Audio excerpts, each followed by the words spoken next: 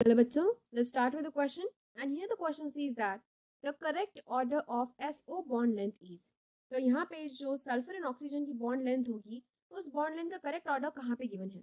तो यहाँ पे सारे मॉलिक्यूल्स तो सेम है, 4 मॉलिक्यूल्स जो दिए गए हैं, बस उनके ऑर्डर्स डिफरेंट हैं। तो first we will compare the SO3 and SO4 molecule जिनमें -2 ऊपर चार्ज लगा हुआ है। ठीक है, तो यहाँ पे this is we are drawing here SO3 molecule है, यहाँ पे फाइन, नेगेटिव चार्ज है, नेगेटिव चार्ज है।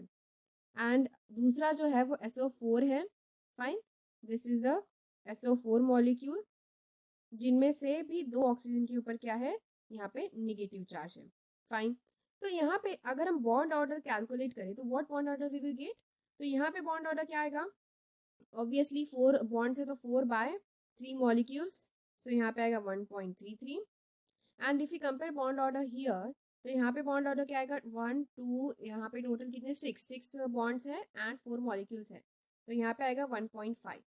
तो बॉन्ड ऑर्डर ज्यादा किसका हुआ? SO4 2 माइनस का। तो एक यहाँ पे रूल जानना जरूरी है कि जो बॉन्ड ऑर्डर है और बॉन्ड लेंथ का रिलेशन कैसा है। Bond length is inversely proportional to bond order, मतलब जितना बॉन्ड ऑर्डर कम उतना बॉन्ड लेंथ ज्यादा, या फिर वाइसा वर्सा, जितना बॉन्ड लेंथ हमें कम मिलेगा उतना बॉन्ड ऑर्डर ज्यादा।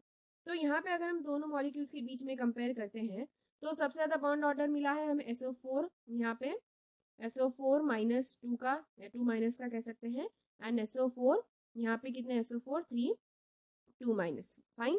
तो यहाँ पे हमें सबसे ज्यादा बॉन्ड ऑर्डर मिला है सेकेंड मॉलिक्यूल का, यानी कि उसकी बॉन्ड लेंथ सबसे कम होगी। तो इसीलिए अगर हम दोनों के बीच में कंपेयर करें तो यहाँ पे SO3 2 माइनस पहले आएगा, फिर SO4 2 माइनस आएगा, राइट, क्योंकि हमें बॉन्ड ऑर्डर जिसका कम है उसका बॉन्ड लेंथ ज्यादा है, हमें समझ में आया।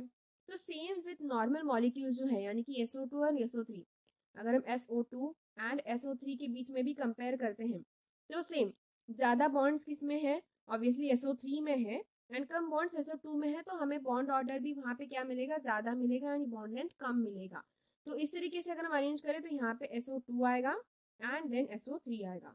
तो इस तरीके से हम प्रॉपरली अरेंज करने के बाद हमें आंसर मिलता है, this is the sequence, and this sequence of correct order is present in option number B. So that's why option number B will be the correct answer for this given question.